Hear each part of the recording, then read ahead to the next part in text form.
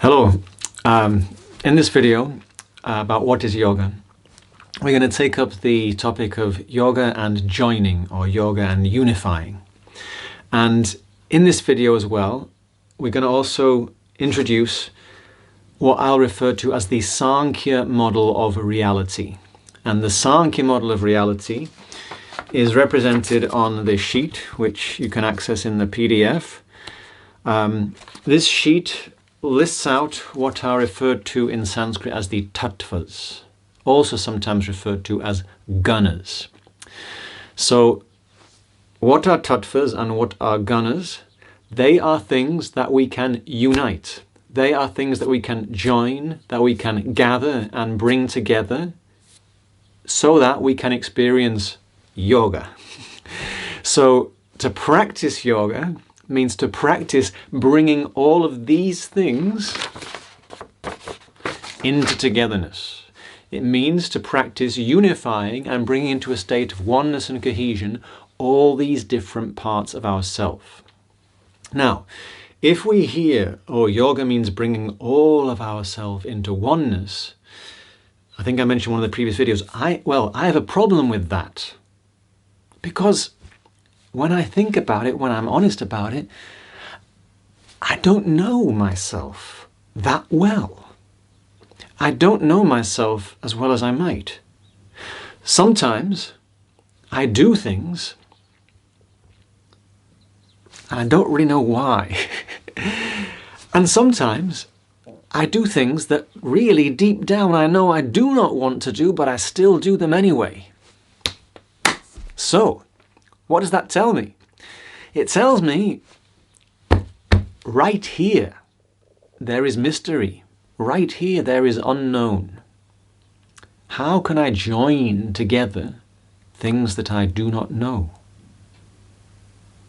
If I'm going to join two things, well, I have to know what they are. And so, I mentioned in the previous video, sometimes we hear about yoga as joining or unifying the individual consciousness and the ultimate consciousness, or the individual being and the supreme reality, or the individual soul and everything. And that is certainly one way we can consider yoga, to become one with everything, to become unified, to recognize that we are part of this wholeness or this oneness. Well and good. However, I have a problem there. I do not know myself. Let's consider this. Do we really know ourselves? Do we know how we manage to do all the miraculous things that we do? We eat the food and we digest it, and various entities enter our field and our body knows how to process them to maintain a state of relative homeostasis. There are all sorts of mysteries we don't know right here in this field. And then the ultimate reality, so I'm going to join the individual soul to the ultimate reality. Well, then I've got a big problem, because what is the ultimate reality? I don't really know. So joining two things I don't know, a tall order. And this is the beauty of yoga. Yoga, as we've already mentioned, is always practical. So with yoga, we just start where we are. Where are we? Right here, in this bodily vehicle. And so, if we want to invite yoga, we want to invite togetherness, wholeness, oneness. We want to invite a joined up, integrated, balanced, cohesive experience. Then what do? Well, we invite a gathering of all the parts that are already here. We invite a deepening of the cohesion within this field. We operate where we can have an influence. Yoga is very pragmatic. Don't worry about the things you cannot influence. Instead, invite harmony right here in the field of your own experience. And yoga urges us again and again You are the sovereign of your experience. Your life is your experience. So take that responsibility. Take responsibility for the way you meet life, because we can never control what will come to us in life. But we do have jurisdiction, we might say, over how we meet whatever life throws at us. So we start where we are. And so the Sāṇkhya model of reality, this sheet, gives us a very beautiful and a very practical map or structure which we can work with to invite and foster unity here in our reality. So yoga is about joining, about bringing into unity. Maybe ultimately it means joining the individual soul to the Supreme Soul, well and good, but right here, right now, it means inviting a bit more unity into my experience. And so we start where we are. So the Sāṇkhya model of reality, let's just say a little bit more about what Sāṇkhya is. So yoga, Sāṇkhya, Mīmāmsa or Vedanta, Tarka, known as Nyāya and Vaiśeṣika. What am I talking about? These are all schools of Indian philosophy. In the Vedic school, in the Vedic system, sometimes people talk about Shat darśaṇa-s or Shat darśaṇa-s. Darshana means a way of looking. It's a school of philosophy. It's a system of looking at reality. And then the Shat darśana, Shat means six ways of looking, are divided into 3 pairs. The first pair, collectively known as Tarka, which basically means logic and reasoning, gives us the schools of Nyāya, that's Nyāya, and Vaiśeṣika, collectively known as Tarka. And so where do we start? We start with logic and epistemology. How we decide if something is real or not. So this is the whole realm of what's known as prama and pramana. How do we determine if something is real or not? So it's a very logical place to start. Vaiśeṣika, the second of the pair, the first being Nyāya, which is all about logic and ways of knowing, epistemology. The second one is Vaiśeṣika, which includes atomic physics, for example. Yogic researchers, rishis, people who saw back in the day, they already defined the atom thousands of years ago in India. Logic and physics, that's where it begins.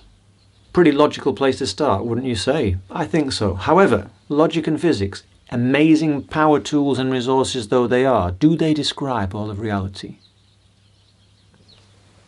I think the answer is no. Even the most dyed-in-the-wool logician, even the most committed rational physicist, has surely to recognize and admit, if they are truly honestly rational, that there are many parts of their experience that logic and physics cannot explain. There are many parts of reality that cannot be quantified according to those methods or those ways. Even the most dyed-in-the-wool rationalist has to recognize there are these things called feelings and emotions and intuitions that logic and epistemology and physics struggle to explain or make sense of.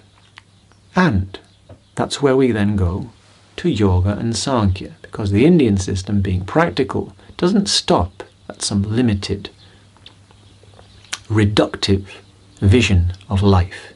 It does not shrink back in fear from the great mystery of existence, but rather embraces that fear, walks into it and explores it with openness and a sense of possibility and excitement.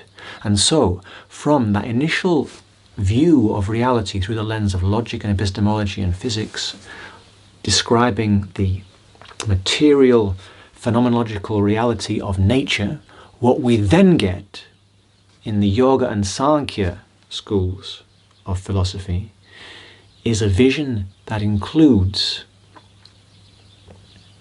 the soul. that includes consciousness. And the idea in the Indian system is that everything comes from consciousness. And consciousness is infinite. And it manifests for the sake of recognizing itself.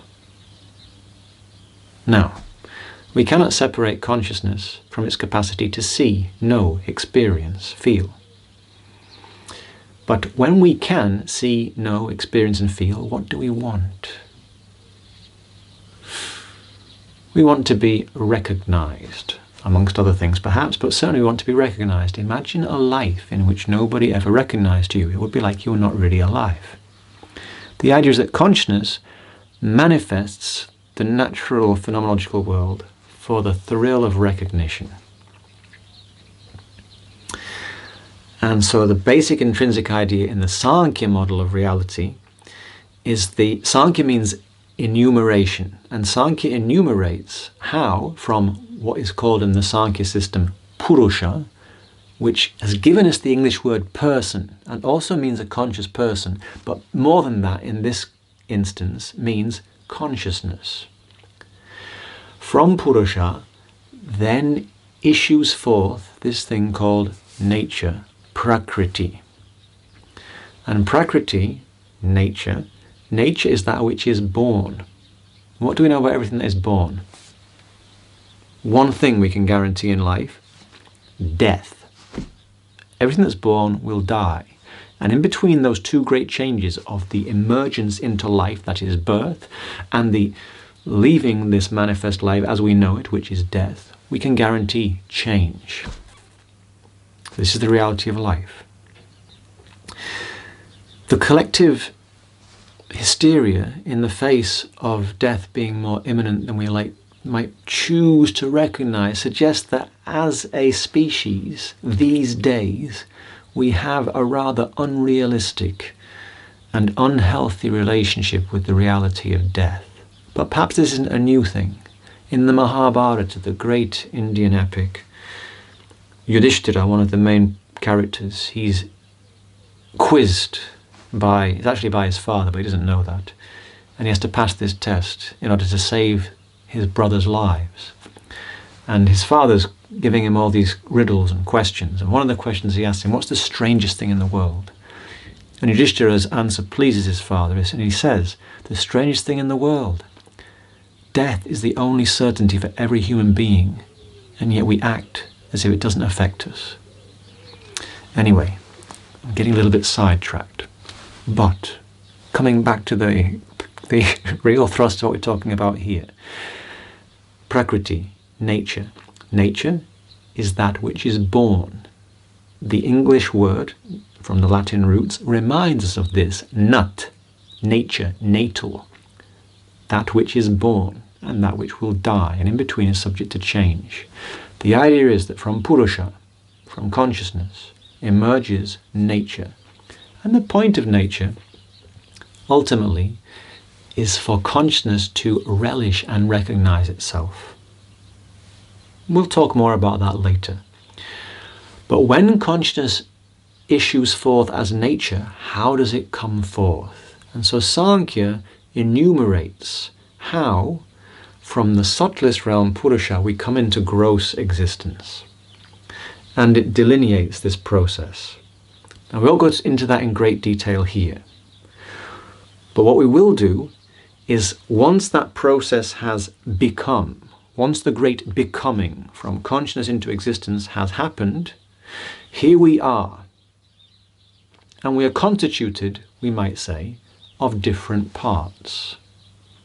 And that is why we need yoga, to help us bring those parts into the deeper cohesion that is their innate capacity, into the deeper cohesion that will allow us to experience our true essence, that will allow us to realize the purpose of existence, and will also allow us to live much more happily, harmoniously, healthily.